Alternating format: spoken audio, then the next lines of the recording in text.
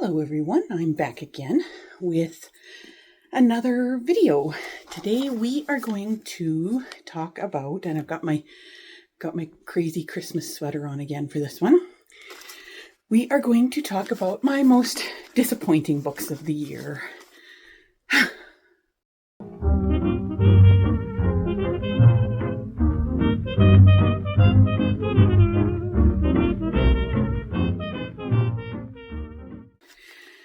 So I have, let's see, I've got 5 of these ones. I didn't have a lot of disappointing books this year just because I wasn't, I read a lot of books that I really, really enjoyed. I purposely looked for books that I thought I was going to like, and I was right a good portion of the time. There were a few, though, that I was expecting something more out of and was disappointed. So that's what we're going to talk about here. I don't have them in any real particular order other than, because I have some of them were 3.5s and some were 3s, but I don't really have them in any particular order. It's just the way I have them written here. So the first one that I just wanted to talk about was The Writing Retreat by Julia Bartz. Now, I had gone into this book expecting that I was going to really like it as a really good thriller. Your main character is a woman named Alex, and she is a writer. She has had a falling out with her best friend, whose name is Ren, who is also a writer. You get hints at the beginning of what's gone on between them, but you don't really know. However, they both have idolized this feminist horror writer named Rosa Vallow. And Rosa is running a competition where she's going to bring 4 young writers out to her manor house in the countryside and put on a month-long retreat. And during this retreat, they're supposed to write an entire novel. So it turns out that both Ren and Alex get accepted to this retreat at the last minute. So it ends up that there's 5 girls there at this retreat. And eventually one of the girls goes missing, and then that's when the real thrillery aspects of it start, and you don't know what's going on, if people are who they say they are, if Rosa is who she says she is, all these sorts of things.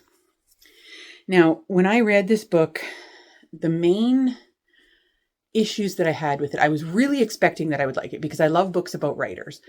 I'm a writer and I love books about writers, and the idea of a bunch of people at a retreat where they have to write together was really exciting to me. There were 2 reasons why I found that this book was disappointing. One was that I was expecting a total thriller, and for at least I would say the first half of the book, nothing thrillery happened. And so I was reading, and I mean, it was an okay story, but it was like nothing too exciting was going on. And I was like, some creepy vibes, but nothing really happening. And then in the second half of the book, it went completely off the rails and was very thrillery and was just so completely, unhinged. And so that part I kind of liked, but I was torn between whether I liked it or I didn't. The other thing that I struggled with was the fact that this book... Come here, Salty. You guys want to see how much Salty the kitten has grown? This is tiny little Salty now. He's so much bigger. Aren't you bigger? Pepper's around here somewhere, but this is little Salty. He's grown a lot. Anyway, the other thing that made it so that this kind of disappointed me was I didn't like the mean girl vibe of the girls. I didn't like any of the characters. So to be rooting for them was kind of hard because I just really didn't like any of them. In that way, it reminded me a little bit of Yellowface, where you're meant to not like the main character. But I had just finished reading Yellowface and then going into this one and having another kind of Mean Girls sort of vibe to it and not liking the character. It just was too much for me. I think maybe if I hadn't read it at the same time as that one, I probably would have liked it more. I know this one is a really popular one with a lot of people, including some of my friends. It it just wasn't what I was expecting. So that's why that one was on there. Next up is one that it really makes me sad to say is on this list of most disappointing. And that for me is Legends and Lattes by Travis Baldree. And the reason why this book is so disappointing to me is simply because I was really, really hoping I would like it. So this book is a cozy fantasy, and you're following Viv, who's an orc. She is a mercenary and decides that she is going to go off and retire. And so she gets to this small city and she decides that she's going to start up a coffee shop. And so this whole story is about all the characters she meets. And, it's very heartwarming. It's found family. It's quiet. There's not a lot that goes on plot-wise. It's described as a high fantasy with low stakes. And it definitely was. And I had really, really hoped that I would like cozy fantasy because I love cozy mysteries. I've always been a cozy mystery person. But the problem with the the difference between cozy fantasy and cozy mysteries is, so far in my experience of what I've read, is that even a cozy mystery may have the cozy elements where, you don't really care that much about the person who's been murdered or those sorts of things. It's not like the stakes to the main character aren't that high and everything, but there's still a mystery to solve. So there's plenty of plot. And what I found with the cozy fantasy was that the fact that there was not much plot, there was a minor plot, but it wasn't that important. And I found that the fact that there wasn't much of a plot just didn't do it for me.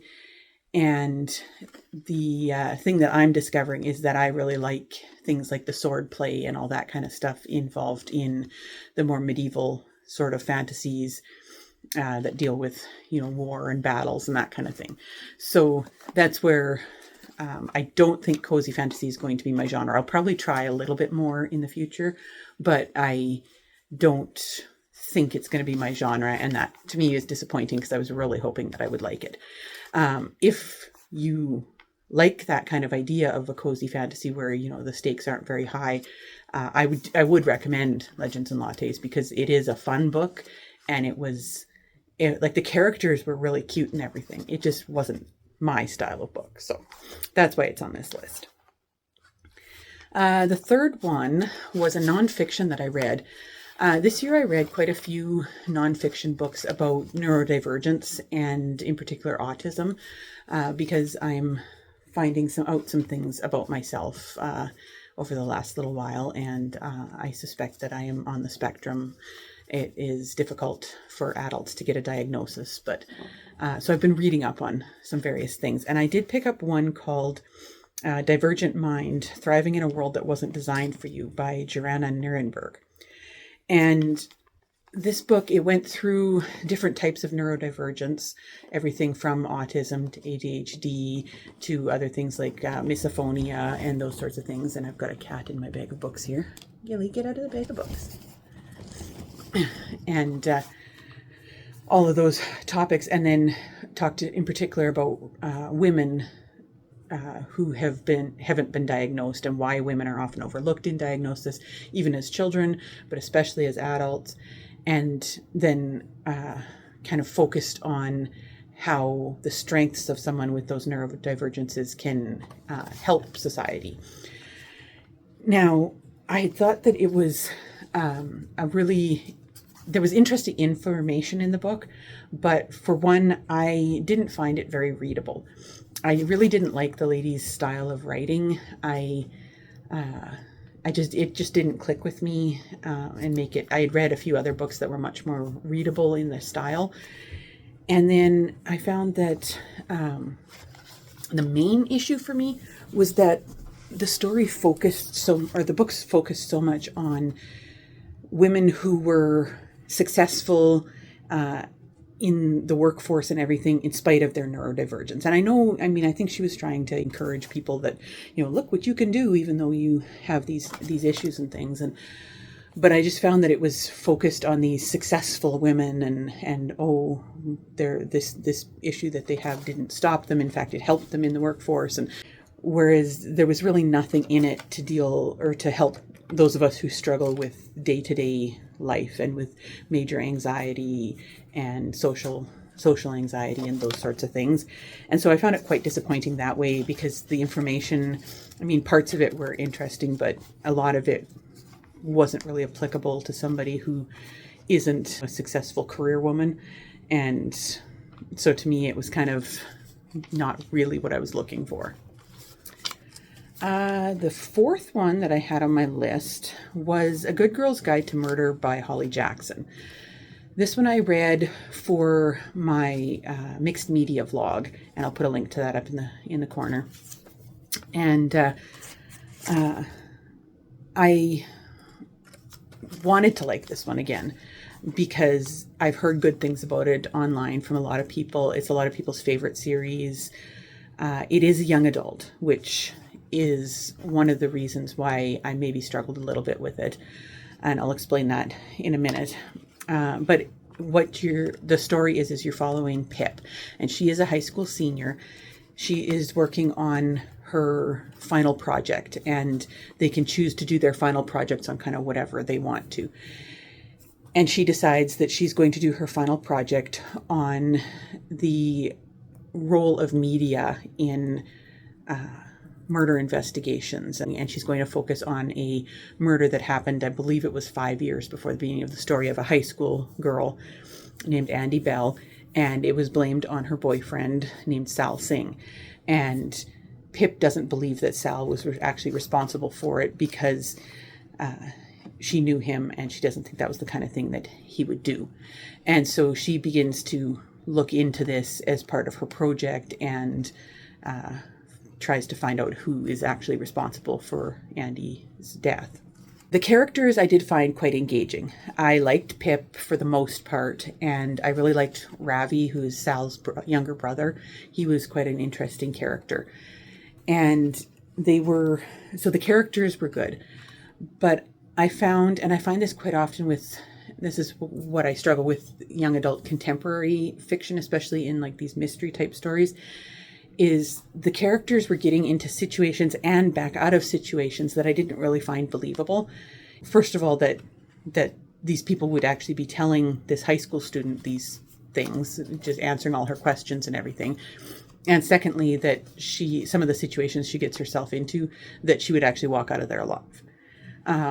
I just found that stretched the limits of my believability a bit. And then there was also, I just struggle a bit with the teenage drama involved in contemporary young adult. I struggle with the idea of, like, for example, in this one, this isn't a spoiler because it happens right at the beginning, but Pip is talking to her advisor about what she wants to do for this, for her project. And her advisor tells her, okay, like, you can look into this, but it's a very sensitive topic in the community. And there's still issues with, the family of Andy and the family of Sal and everything.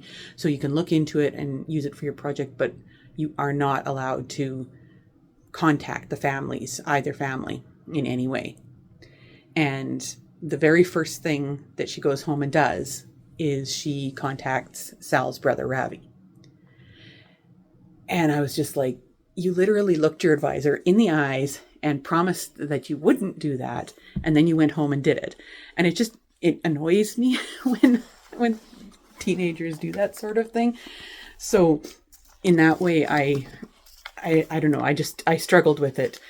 I haven't necessarily DNF'd the series because it is a series. I may go back and try and read the rest of the series and just see what I think of it. But I was disappointed in that first book. It wasn't for me. And then the final one that I wanted to mention is one that I have the physical copy of because I didn't take it out from the library, and that is a Tolkien Miscellane. This one is by J.R.R. Tolkien, and don't come for me, Tolkien fans, but this book did disappoint me. It is what it says it is. It is a miscellany. So it has several short stories in it that are short stories and fairy tales that he wrote. And then he has a whole section of Tom Bombadil poetry. Then he did a translation of Sir Gawain and the Green Knight as well. And then there was, he did Sir Gawain and the Green Knight, and then two other I think they were Old English poems, Pearl and Sir Orfeo. And it's just all these things collected into this one book because there was like nowhere else to put them.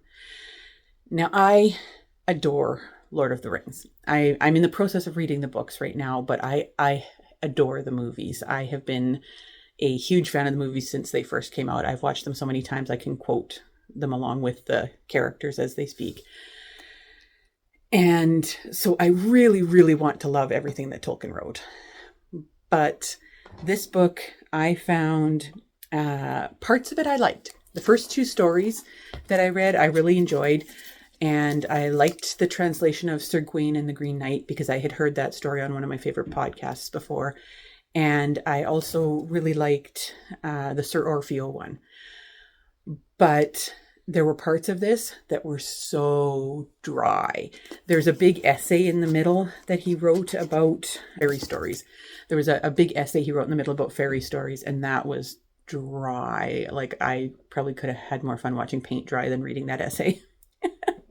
And then there was a poem, in the one, The Pearl.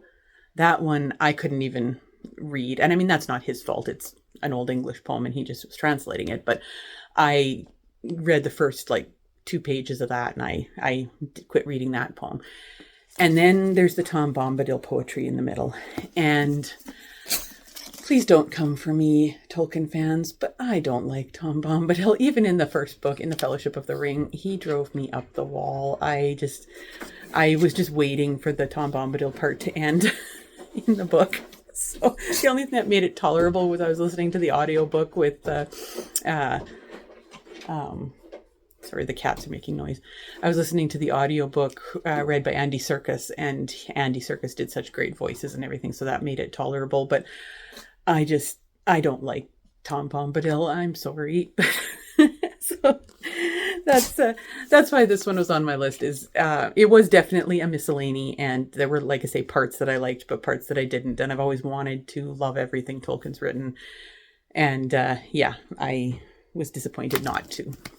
So, anyways, that would be the books that I found most disappointing this year. That's not a long list because, like I say, I didn't find a lot of things too disappointing for me this year. But that's the books that I found. So let me know in the comments if you've read any of these books, if you liked them, if you disliked them, and I'm curious for your opinions on them. And stay tuned, and I will be coming out with some more videos pretty soon with my best and worst of the year. So I will see you guys soon. Bye.